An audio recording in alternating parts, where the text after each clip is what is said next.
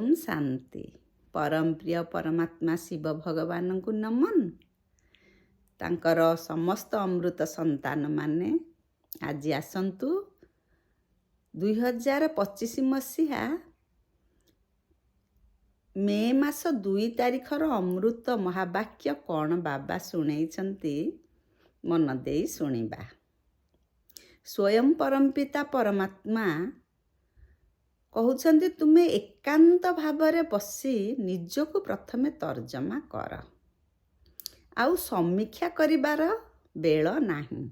निरपेक्ष भावरे निजको निजे बुझ, निजको निजे चिन्ह।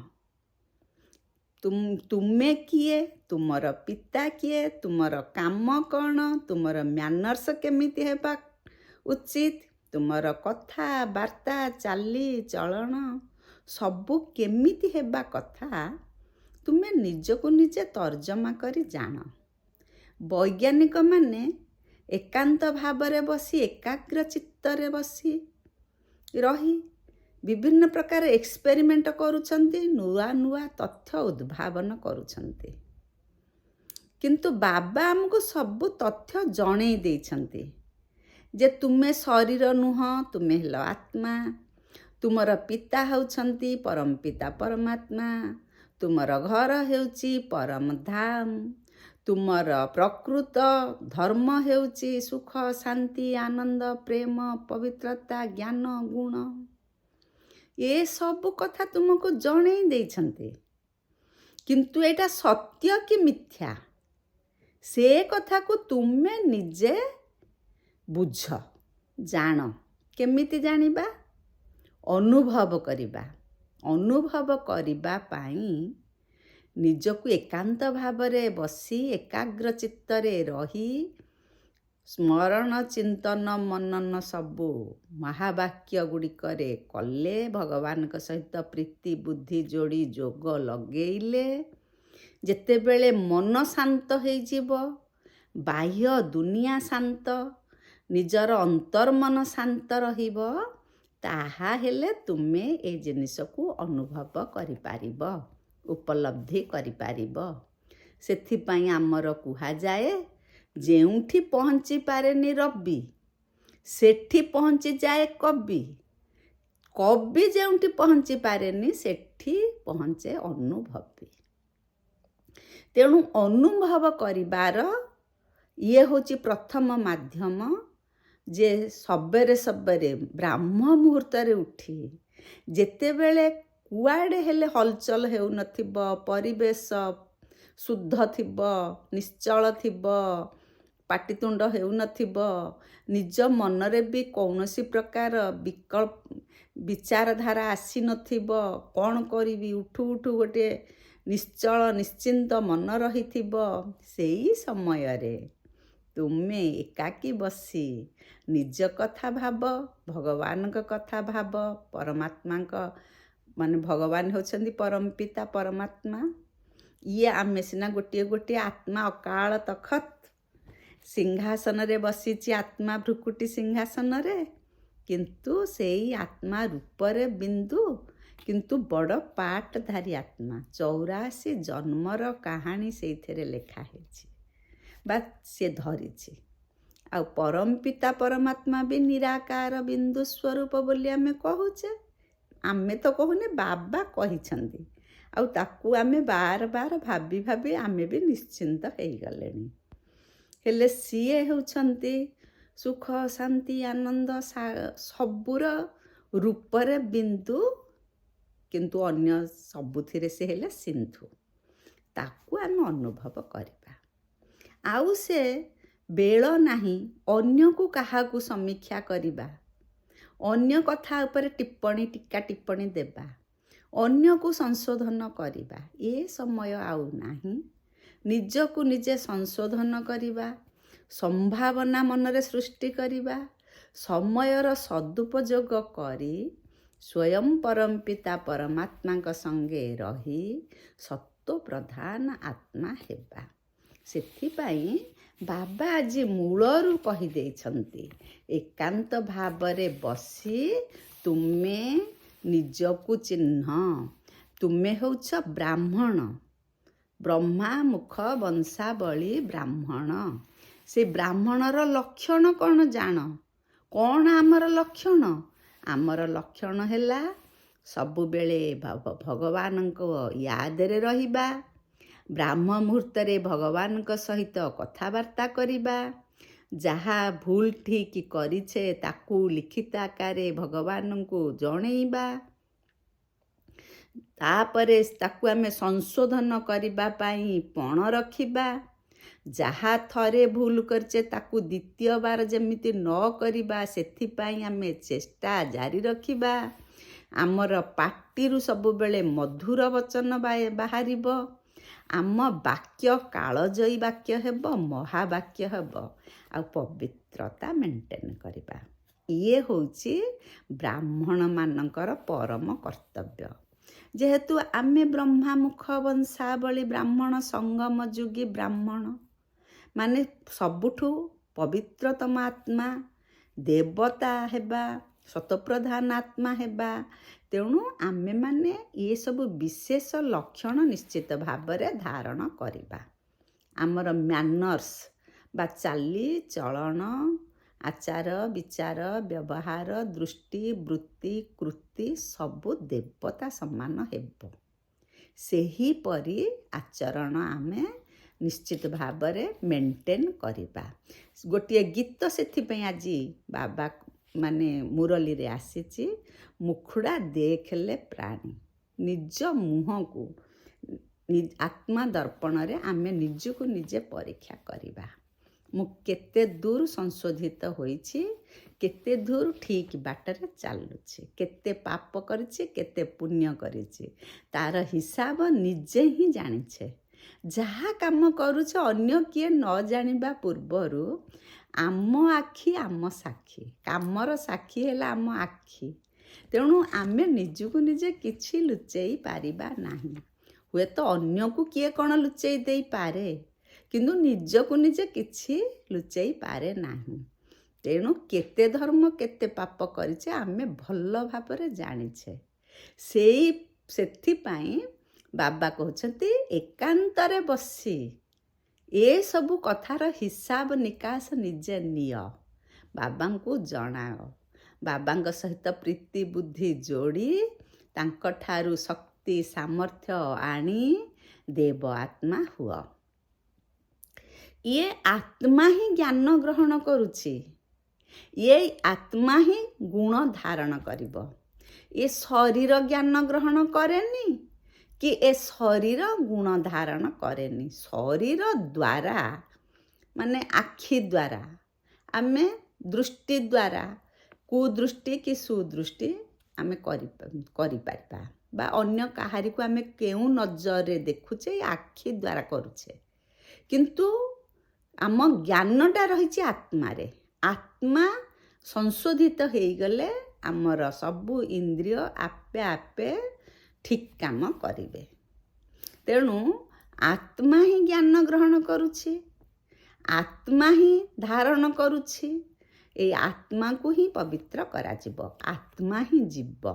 ଏ ଶରୀର ଏଇଠି ବିନାଶ ହୋଇଯିବ। ଆତ୍ମା ହେଉଛି ଅବିନାଶୀ। ସବୁଠୁ ବଡ଼ କଳାକାର କିଏ? ଆମେ ତ ସମସ୍ତେ ଜଣେ ଜଣେ ଏଇ ସୃଷ୍ଟି ରଙ୍ଗମଞ୍ଚରେ କଳାକାର, କିନ୍ତୁ ସବୁଠୁ ବଡ଼ କଳାକାର ହେଲେ ସ୍ୱୟଂ ପରମପିତା ପରମାତ୍ମା ଶିବ ଭଗବାନ। ସିଏ କଳାକାର, ସିଏ ନିର୍ଦ୍ଦେଶକ। ତାଙ୍କ ନିର୍ଦ୍ଦେଶନାରେ ଆମେ ଚାଲିଛେ, ପୁଣି ସେ ହେଲେ ବଡ଼ କଳାକାର। ତେଣୁ ଆମେ କ'ଣ କରୁଛେ? ଭକ୍ତି ମାର୍ଗରେ ଶରୀରଧାରୀମାନଙ୍କୁ ପୂଜା କରୁଥିଲେ ଯେତେବେଳେ ଆମେ ଜ୍ଞାନ ଜାଣିନଥିଲେ। ଏବେ ବି ଭକ୍ତ ଆତ୍ମାମାନେ ଶରୀରଧାରୀଙ୍କୁ ପୂଜା କରୁଛନ୍ତି। ଏ ଶରୀର 5 ତତ୍ତ୍ୱରୁ ସୃଷ୍ଟି ହେଇଛି। ଆମେ 5 ତତ୍ତ୍ୱ ତ ଜାଣିଛେ, ମାଟି, ପାଣି, ପବନ, ବାୟୁ, ଅଗ୍ନି, ଆକାଶ, ଇଏ ସବୁ ହେଉଛି ତତ୍ତ୍ୱ। ଇଏ ତତ୍ତ୍ୱରୁ ହିଁ ଆମର ଶରୀରର ସୃଷ୍ଟି। ତେଣୁ ଦେହଧାରୀମାନଙ୍କୁ ପୂଜା କରିବା ଦରକାର ନାହିଁ। ଆମେ କାହାକୁ ପୂଜା କରିବା? ଯିଏ ହେଉଛନ୍ତି ନିରାକାର। ତାଙ୍କୁ ତ ଲୋକମାନେ କହିଦେଇଛନ୍ତି ନାମ ରୂପ ସେ ନ୍ୟାରା। କାରଣ ତାଙ୍କର ନାମ କ'ଣ, ରୂପ କ'ଣ, ଦେଶ କେଉଁଠି, କାଳ ମାନେ ସେ କେବେ ଆମ ସହିତ ମିଶନ୍ତି ସବୁ ଜାଣିନାହାନ୍ତି ନା। ତେଣୁ କହିଦେଉଛନ୍ତି ନାମ ରୂପ ସେ ନ୍ୟାରା। ନାମ ରୂପ ତାଙ୍କର ନାହିଁ ବା ନାମ ରୂପ ଠାରୁ ସେ ଅଲଗା। କିନ୍ତୁ ତାଙ୍କର ନାମ ହେଉଛି ଶିବ। ସେ ମଙ୍ଗଳକାରୀ, ସେ ଆସିଛନ୍ତି ଜଗତର କଲ୍ୟାଣ ପାଇଁ। ରୂପରେ ହେଉଛନ୍ତି ବିନ୍ଦୁ, କିନ୍ତୁ ଜ୍ଞାନରେ ସିନ୍ଧୁ। ସୁଖ ଶାନ୍ତି ଆନନ୍ଦ ପ୍ରେମ ପବିତ୍ରତା ଗୁଣ ସବୁଥିରେ ସେ ସିନ୍ଧୁ, ରୂପରେ ବିନ୍ଦୁ। ପୁଣି ତାଙ୍କର ଦେଶ କେଉଁଠି? ତାଙ୍କ ଦେଶ ହେଲା ପରମଧାମ। ପୁଣି କେଉଁ ସମୟରେ ସେ ଆସନ୍ତି? ଏଇ ସଙ୍ଗମ ଯୁଗରେ ଆସନ୍ତି। ଇଏ ସବୁ ଜିନିଷ ସାଧୁ ସନ୍ଥ ସନ୍ନ୍ୟାସୀ କେହି ଜାଣିନାହାନ୍ତି ବୋଲି ତାଙ୍କୁ ନାମ ରୂପରୁ ନ୍ୟାରା ବୋଲି କହିଦେଲେ। ତାଙ୍କର ଅନେକ କର୍ତ୍ତବ୍ୟବାଚକ ନାମ ଏଇ ଭକ୍ତ ଆତ୍ମାମାନେ ଦେଇଛନ୍ତି। ସୋମନାଥ କହୁଛନ୍ତି, ସର୍ବେଶ୍ୱର, ମହେଶ୍ୱର, କେତେ ପ୍ରକାରର ନାମ ତାଙ୍କୁ ଦେଇଛନ୍ତି। ବବୁଲନାଥ, ଅମରନାଥ, କେତେ କାଳର କାଳ, ମହାକାଳ, ଏମିତି ଅନେକ ନାମରେ ସେ ପରିଚିତ। କିନ୍ତୁ ପ୍ରକୃତ ସେ ହେଉଛନ୍ତି ଶିବ। ତାର ଅର୍ଥ ହେଉଛି ସେ ମଙ୍ଗଳକାରୀ, କଲ୍ୟାଣକାରୀ, ଜଗତ ହିତରେ ପତିତ ପାବନ। ସେ ପତିତ ଆତ୍ମାଙ୍କୁ ପାବନ କରିବା ପାଇଁ ଆସନ୍ତି ସଙ୍ଗମ ଯୁଗରେ। ଏଇ କଥାଟାକୁ ଆମେ ନିଶ୍ଚିତ ଭାବରେ ନିଶ୍ଚୟ ବୁଦ୍ଧିରେ ଗ୍ରହଣ କରିବା। ଆତ୍ମା ବାପାଙ୍କଠୁ ଶୁଣୁଛି, ମାନେ ପୁତ୍ରକୁ ପିତା କହୁଛନ୍ତି ବା ଶିକ୍ଷକ ଛାତ୍ରକୁ କହୁଛନ୍ତି। ଆତ୍ମା ଛାତ୍ର ହେଲେ ପରମାତ୍ମା ହେଲେ ଶିକ୍ଷକ, ଆତ୍ମା ପୁତ୍ର ହେଲେ ପରମାତ୍ମା ହେଲେ ପିତା। ଆତ୍ମା ଯଦି ପୁତ୍ର ଛାତ୍ର ହେଲା, ସେ ହେଲେ ସଦ୍ଗୁରୁ। ଆଉ ଏଠି ଚେଲା ନୁହେଁ, ଆମେ ପୁତ୍ରର ସମ୍ମାନ ପାଇଛେ। ତେଣୁ ଆମେ ସବୁଠାରୁ ଦିବ୍ୟ ଦୃଷ୍ଟି ଦ୍ୱାରା ଆମେ ଆତ୍ମଦର୍ଶନ କରିବା। ତୃତୀୟ ନୟନ ନ ଖୋଲିଲେ ଆମେ ଆତ୍ମା ବୋଲି ନିଜକୁ ଭାବିପାରିବା ନାହିଁ। ସବୁଠି ପାଇଁ ଯୋଗ ଦରକାର। ଦିବ୍ୟ ଦର୍ଶନ କେମିତି ହେବ? ଯଦି ଆମେ ପୁରା ସ୍ଥିର ଚିତ୍ତରେ, ଶାନ୍ତ ଭାବରେ, ଏକାଗ୍ର ଚିତ୍ତରେ ବସିବା, ତାହେଲେ ଅନୁଭବ ଆସିବ। ଭକ୍ତି ମାର୍ଗରେ ଦେହଧାରୀଙ୍କୁ ସ୍ମରଣ କରୁଛନ୍ତି। ଆମେ ଜ୍ଞାନ ଜାଣିଗଲେଣି, ଆଉ ଦେହଧାରୀଙ୍କୁ ସ୍ମରଣ କରିକି କିଛି ଫଳ ନାହିଁ। ଆମେ ସ୍ମରଣ କରିବା ସେଇ ପରମପିତା ପରମାତ୍ମା ଶିବ ଭଗବାନଙ୍କୁ, ଯିଏ ହେଉଛନ୍ତି ନିରାକାର, ଆମ ସର୍ବ ଆତ୍ମାଙ୍କ ପିତା, ବେହଦ ସମ୍ପତ୍ତିର ଅଧିକାରୀ। ଆମେ ଅବ୍ୟଭିଚାରୀ ଭକ୍ତି କରିବା। ଏକ ଶିବ ବାବା, ଦୁସରା ନ କୋଇ, ଅନ୍ୟ କିଏ ନାହାନ୍ତି। ତେଣୁ ବାବା ସବୁବେଳେ କହୁଛନ୍ତି, ତୁମେ ଯଥେଷ୍ଟ ଭାବରେ ୟାଦ କଲେ ତୁମ ଆତ୍ମା ପବିତ୍ର ହେବ, ଶକ୍ତିଶାଳୀ ହେବ। ମେ ସର୍ବଶକ୍ତିମାନ, ମାଷ୍ଟର ସର୍ବଶକ୍ତିମାନ ଆତ୍ମା ଗୋଟିଏ ବୋଲି ନିଜକୁ ବିଚାର କରିପାରିବ। କିନ୍ତୁ କେବଳ ଯଦି ଶୁଣିବ, ବାବାଙ୍କ ଜ୍ଞାନ ଶୁଣେଇବ, ତାହେଲେ ତୁମେ ସାଧାରଣ ପଣ୍ଡିତ ଜନରେ ଗଣା ହେବ। ଯେମିତି ଗୋଟିଏ ଗପ ଅଛି। ଥରେ ଜଣେ ପଣ୍ଡିତ ପାଠ ତାଙ୍କର ପାରାୟଣ ଚାଲିଥିଲା। ସେ କେତେ ଭକ୍ତ ଆତ୍ମା ଆସୁଥିଲେ ତାଙ୍କ ପାରାୟଣ ଶୁଣିବା ପାଇଁ। ସେମାନେ କହିଲେ, କାଲି ତ ବର୍ଷା ହେବ ବୋଲି କହୁଛନ୍ତି, ନଦୀରେ ବହୁତ ପାଣି ଅଛି, ଆମେ କେମିତି ଆସିବୁ? ବହୁତ ମନ ଖରାପ ଲାଗୁଛି। ସେ ପଣ୍ଡିତ କହିଲେ, କିଛି ଦରକାର ନାହିଁ, ତୁମେ ଖାଲି ରାମ ରାମ କହିକି ପଳେଇ ଆସିବ, କିଛି ଅସୁବିଧା ନାହିଁ। ଭକ୍ତମାନେ ଭାବିଲେ, ସେଥିରୁ ଜଣେ ଭକ୍ତ ପୁରା ନିଶ୍ଚିନ୍ତ ଚିତ୍ତରେ ଆସିଲେ। ଜଣେ ବୁଢ଼ୀ ମାତା, ଅନ୍ୟ କେତେ ଜଣଙ୍କର ଭରସା ପାଇଲାନି, ରହିଗଲେ। ଜଣେ ଆସିଲେ, ସେ ରାମ ରାମ ରାମ ରାମ କହି ଆସିଲେ। ସତକୁ ସତ ସିଏ ଆସିକି ପହଞ୍ଚିଗଲେ। ପଣ୍ଡିତ କିନ୍ତୁ କହିଦେଇଛନ୍ତି ସିନା, ସିଏ ଜାଣିଛନ୍ତି ରାମ ରାମ କହିକି ଆସିଲେ ପାଣିରେ ବୁଡ଼ିବାଟା ଥୟ।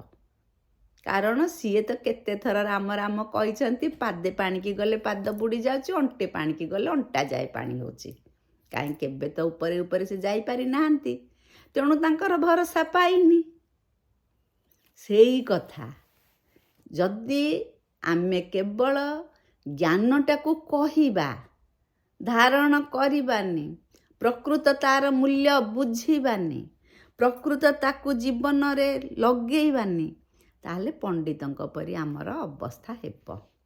ତେଣୁ ପଣ୍ଡିତ ହେବାଟା ବଡ଼ କଥା ନୁହେଁ, ଜ୍ଞାନ ଜାଣିବାଟା ବଡ଼ କଥା ନୁହେଁ, ଧାରଣାଯୁକ୍ତ ହେବାଟା ହେଉଛି ବଡ଼ କଥା। ତେଣୁ ଦୈବୀ ଗୁଣ ଧାରଣ କରେ ଆତ୍ମା, ଆତ୍ମା ପବିତ୍ର ହେଲେ ଦୈବୀ ଗୁଣ ଧାରଣ କରିବ। ସେଥିପାଇଁ କ'ଣ ଆମେ ଭୁଲ ଠିକ୍ କରୁଛେ, ଚାର୍ଟ ଲେଖିକି ବାବାଙ୍କୁ ଜଣେଇବା, ନିଜର ସମାଚାର କହିବା, ପ୍ରତିଦିନ ବ୍ରାହ୍ମ ମୁହୂର୍ତ୍ତରେ ଉଠି ତାଙ୍କ ସହିତ ଗପସପ କରିବା, ଯେମିତି ବାପାଙ୍କ ସହିତ ପିଲା କଥା କହେ, ଦିନ ଯାକାର ସମାଚାର ଦେବା। ବାବା କହୁଛ ଅନ୍ତରରେ ଯଦି ଧୂନ ରହିବ, ମୁଁ ପରମାତ୍ମାଙ୍କ ପ୍ରିୟ ସନ୍ତାନ, ତାହେଲେ ତୁମର ଅଟୋମେଟିକ୍ ପ୍ୟାର ସେପଟକୁ ଯିବ।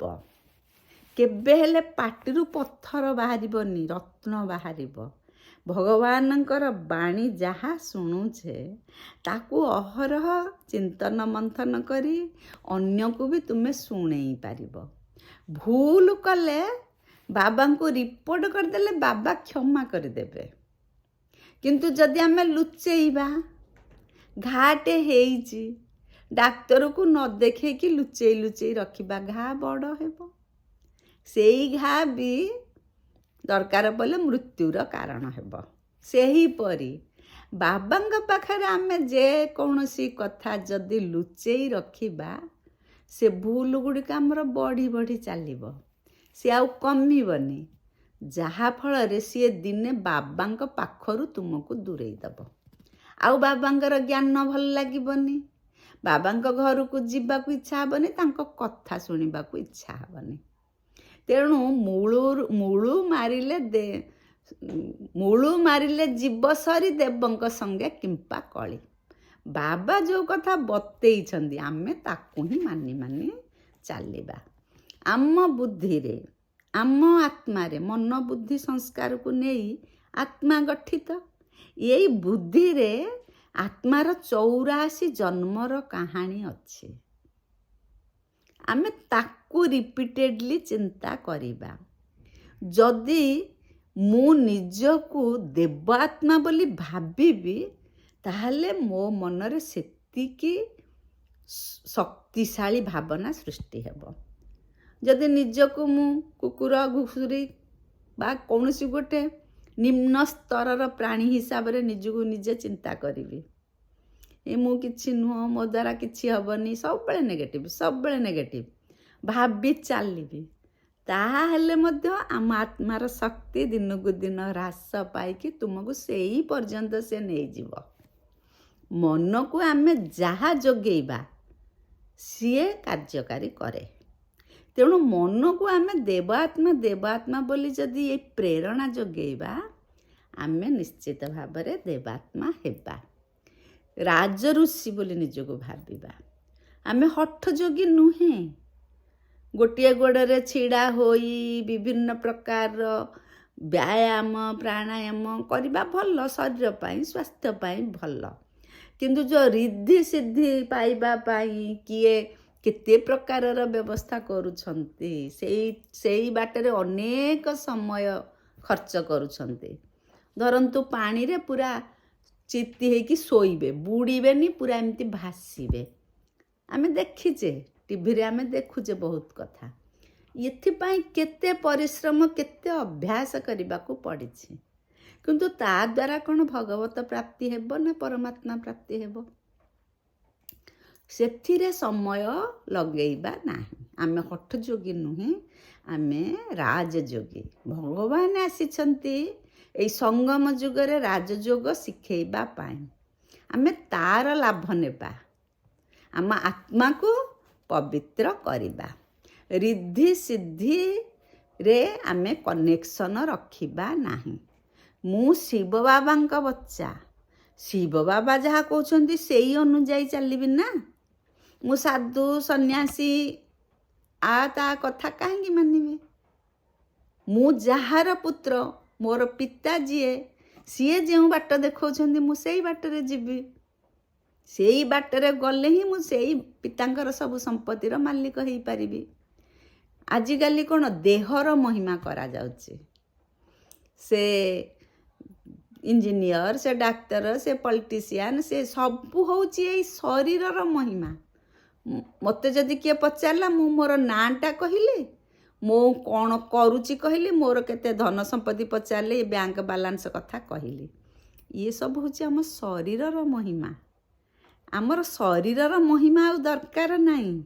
ବର୍ତ୍ତମାନ ଆତ୍ମାର ମହିମା ଦରକାର। ଆତ୍ମାର ମହିମା କ'ଣ? କେତେ ଶକ୍ତିଶାଳୀ ଆତ୍ମା, କେତେ ସ୍ନେହୀ, କେତେ ପ୍ରେମପୂର୍ଣ୍ଣ କଥାବାର୍ତ୍ତା କରୁଛନ୍ତି, କେତେ ସୁଖ ଶାନ୍ତିରେ ରହିଛନ୍ତି, କେମିତି ପବିତ୍ରତା ମେଣ୍ଟେନ୍ କରୁଛନ୍ତି। ସବୁ ଏଇଗୁଡ଼ାକ ହେଉଛି ଆମ ଆତ୍ମାର ମହିମା। ଧରନ୍ତୁ ଜଣେ ଜଣକୁ କହିଲେ ସିଏ ଭାରି ଶାନ୍ତଶିଷ୍ଟ ଲୋକ, ସବୁବେଳେ ହସ ହସ ମୁହଁ, ଇଏ ହେଉଛି ଆତ୍ମାର ମହିମା। ଆମେ ଆତ୍ମାର ମହିମା ଅର୍ଜନ କରିବା ପାଇଁ ଚେଷ୍ଟା କରିବା।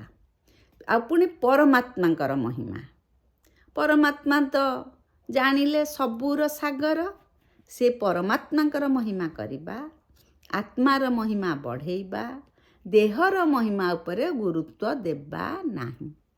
ବର୍ତ୍ତମାନ ଆମର ପାପର ଘଡ଼ି ଭର୍ତ୍ତି ହେଇଯାଇଛି। 2500 ବର୍ଷ ହେଲାଣି ପାପ କରି କରି ଆସିଛେ ରାବଣର ହାତ ଧରିକି। କିନ୍ତୁ ଆମେ ହେଉଛେ ପାଣ୍ଡବ ସମ୍ପ୍ରଦାୟ। ଆମେ ନିଜକୁ ଭାବିବା ଆମେ ପାଣ୍ଡବ ସମ୍ପ୍ରଦାୟ, ଆମେ ଭଗବାନଙ୍କର ହାତ ଧରି ଜିତିଛେ, ଏବେ ବି ଜିତିବା। ତେଣୁ ବାବା ଆସିଛନ୍ତି ଦୁଇଟା କଥା ସ୍ଥାପନ କରିବା ପାଇଁ।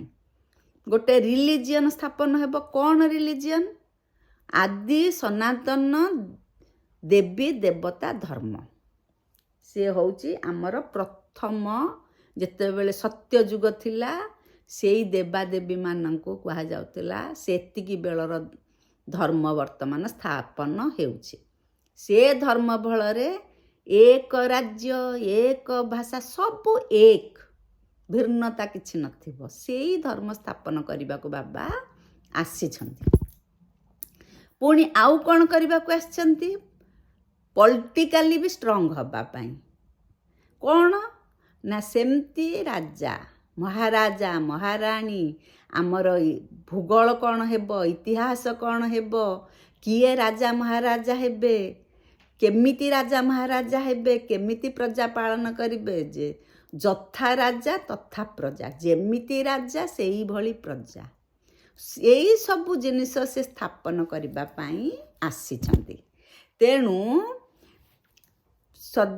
ଯେଉଁମାନେ ବାବାଙ୍କ ଜ୍ଞାନରେ ବର୍ତ୍ତମାନ ପକ୍କା ହେଇଗଲେଣି ତାଙ୍କୁ କୁହାଯାଉଛି ତେରେ ଭାନ ମେ ସବକା ଭଲା। ଯିଏ ଚଢ଼ତି କଳାରେ ଚଢ଼ତି କଳାରେ ଆଗେଇ ଆଗେଇ ଚାଲିଛି, ମାନେ ଯାହାର ଆତ୍ମା ଦିନକୁ ଦିନ ସତ୍ୱପ୍ରଧାନ ହେଇ ହେଇ ଚାଲିଛି, ତା ଭାଗ୍ୟରେ ଭଲ ହିଁ ଭଲ। ସିଏ ହିଁ ସତ୍ୱପ୍ରଧାନ ହେଇଗଲେ ଦେବ ଆତ୍ମା ହେବ। ଆଉ ଦେବ ଆତ୍ମା ଜଣେ ଯଦି ହେଲା, ତା ଅଙ୍ଗ ସଙ୍ଗ ପାଖ ପଡ଼ୋଶୀ, ତାର ସମ୍ପର୍କ ସମ୍ବନ୍ଧ ଯେଉଁମାନେ ଆସିବେ ତାଙ୍କୁ ଯଦି ସେ ଭଲ ଲାଗିବେ, ତାଙ୍କ ପାଖରୁ ଗୋଟେ ଶୀତଳ ଛାୟା, ଶୀତଳ କିରଣ ବାହାରିବ, ତା ଦ୍ୱାରା ପ୍ରଭାବିତ ହେବେ, ଅନ୍ୟମାନେ ବି ଶାନ୍ତି ସୁବିଧାରେ ରହିପାରିବେ। ବାବା ସେଇ କଥା କହୁଛନ୍ତି। ଆତ୍ମା ରୂପରେ ଆମେ ସମସ୍ତେ ଭାଇ ଭାଇ। ଏପର୍ଯ୍ୟନ୍ତ ଆମେ ଶୁଣି ଆସିଥିଲେ ହିନ୍ଦୁ, ମୁସଲମାନ, ଶିଖ, ଇସାଇ, ଆମେ ସମସ୍ତେ ଭାଇ ଭାଇ କହୁଥିଲେ। କିନ୍ତୁ କେମିତି ଭାଇ ଭାଇ? ତାର ପ୍ରକୃତ ଅର୍ଥ ଆମେ ଜାଣିନଥିଲେ। ଆମେ ଶରୀର ରୂପରେ ଭାଇ ଭାଇ ନୁହେଁ। ତାଙ୍କ ମା କିଏ, ତାଙ୍କ ବାପା କିଏ, ଆମ ମା କିଏ, ଆମ ବାପା କିଏ, ଆମେ ଶରୀର ରୂପରେ ଭିନ୍ନ ଭିନ୍ନ। ଆତ୍ମା ରୂପରେ ଆମେ ଭାଇ ଭାଇ। ସ୍ୱୟଂ ପରମ ପିତା ପରମାତ୍ମା ସମସ୍ତଙ୍କର ପିତା। ତେଣୁ ଯେକୌଣସି ଧର୍ମାବଲମ୍ବୀ ହେଲେ ମଧ୍ୟ ଆମେ ସମସ୍ତେ ହେଲେ ଭାଇ ଭାଇ।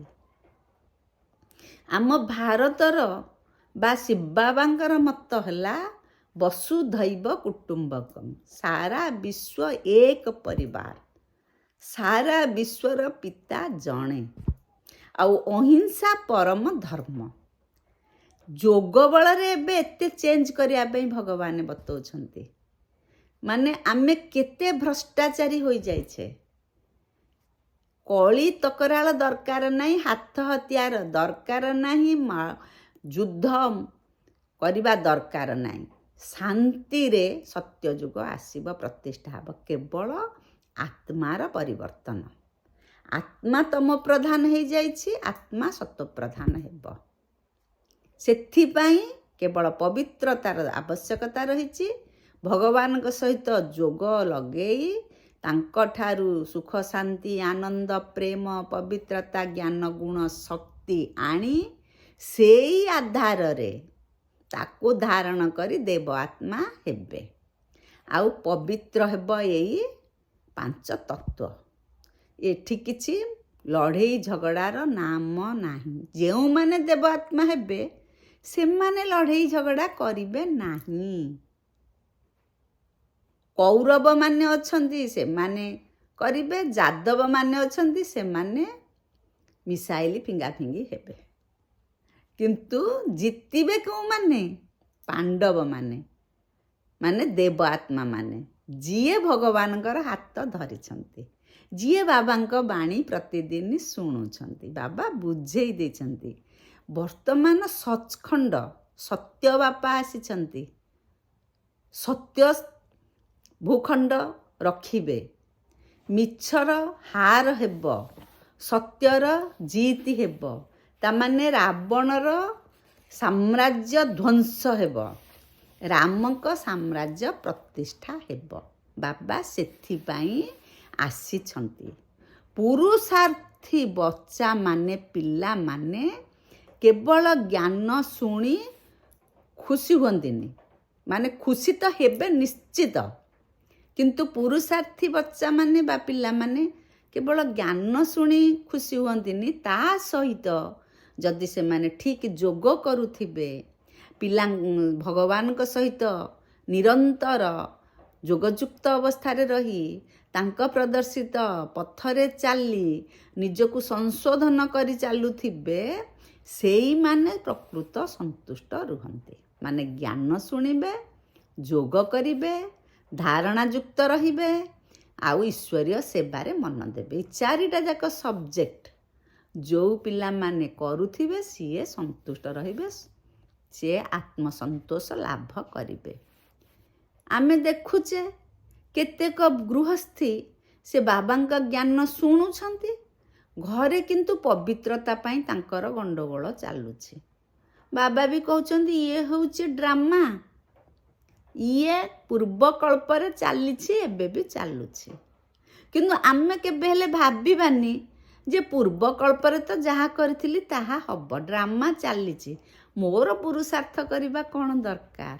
ନା, ଡ୍ରାମାରେ ଅଛି ବୋଲି ଭାବିଦେଲେ ଆମେ ଅଳସୁଆ ହେଇଯିବା। ଆମେ କରିବା, କରିଲେ ପାଇବା। ଡ୍ରାମାରେ ଅଛି ବୋଲି ଯେତେବେଳେ କରି କରି କରି କରି ଆମର ନ ପାଇବା, ସେତେବେଳେ ଆମେ ଭାବିପାରିବା ଯେ ନା, ଡ୍ରାମାରେ ଅଛି ଯାହା ହେଉଛି ତାହା।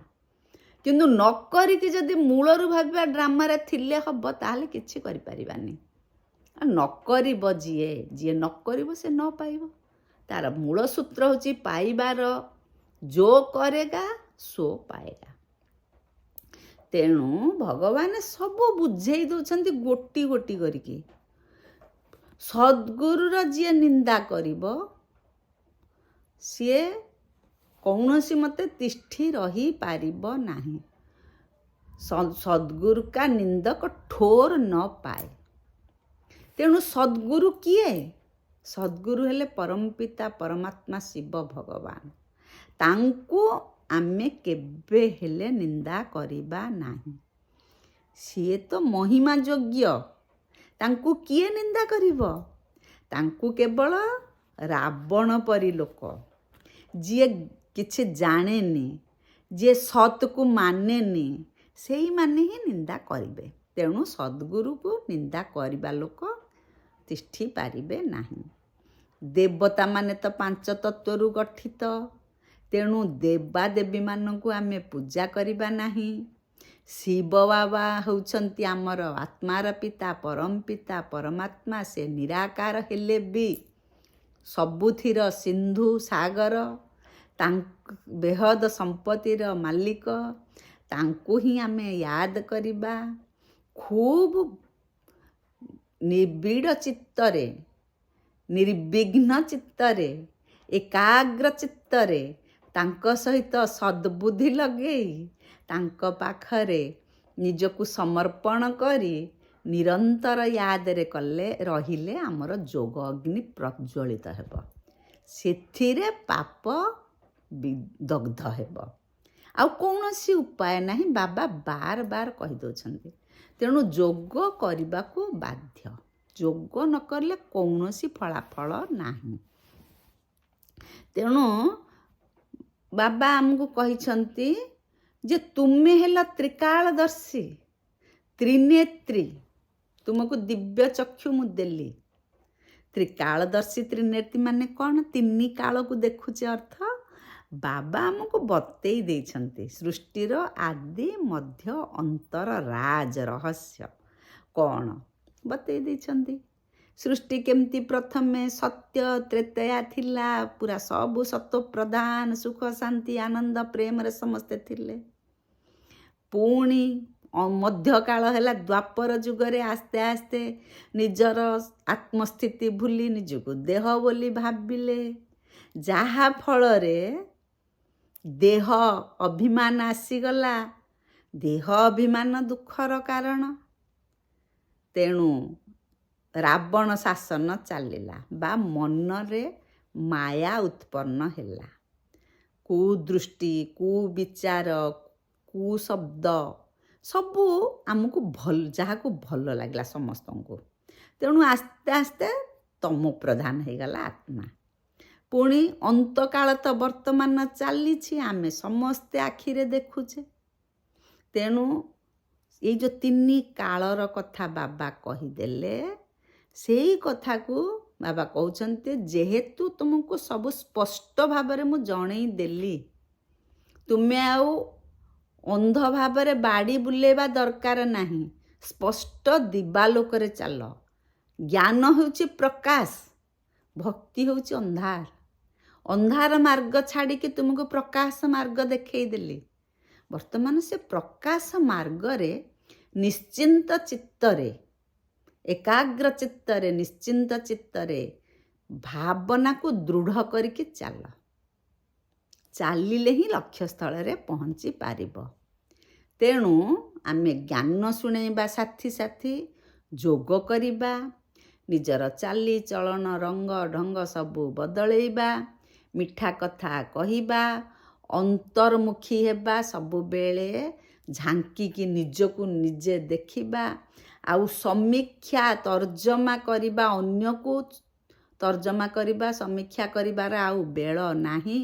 बाबा जहा कहिछन्ति जे तुमे शरीर नुह देह बोली भाव, तुमर साथी रावण नुहे तुमर साथी राम बोली भाव, अनुभव कर प्रतिक्षण ईश्वरीय गुण शक्ति ज्ञान स्नेह प्रेम सब ईश्वरीय जिनिस को तुमे जीवन रे धारण कर। बाबा ये सब कथा कहिछन्ति। तेणु बाबांकर एते सत्य कथा आमे शुणी जदि ए कानरे पूरे से कानरे छाड़ी देबा ताहले हब कौन? बाबांकर कथा शुणिले माने ताको आमे जीवन रे धारण करिबा। ଆତ୍ମା ମୂଳବତନରେ ରହେ, ଆଗରୁ ଶାନ୍ତିଧାମରେ ଥିଲା, ସିଏ ଆସିଛି ଏଇଠି ନାଟକ କରୁଛି। ତେଣୁ ଆମର ଘର ହେଉଛି ଶାନ୍ତିଧାମ, ଆମର ସ୍ୱଧର୍ମ ହେଉଛି ଶାନ୍ତି, ଆମର ପିତା ହେଉଛନ୍ତି ଶାନ୍ତିର ସାଗର। ତେଣୁ ଶାନ୍ତ ଚିତ୍ତରେ ରହିଲେ ଆମେ ସବୁ କଥା ଅନୁଭବ କରିପାରିବା। ତେଣୁ ବାବା ଆଜି ଏତେ ସୁନ୍ଦର ଭାବରେ ବୁଝେଇଲେ, ଆମେ ତାକୁ ମାନି ନିଶ୍ଚିତ ଭାବରେ ସ୍ୱମାନ ନେବା। ମୁଁ ଗୋଟିଏ ଶାନ୍ତ ସ୍ୱରୂପ ଆତ୍ମା ଅଟେ। ଓମ୍ ଶାନ୍ତି।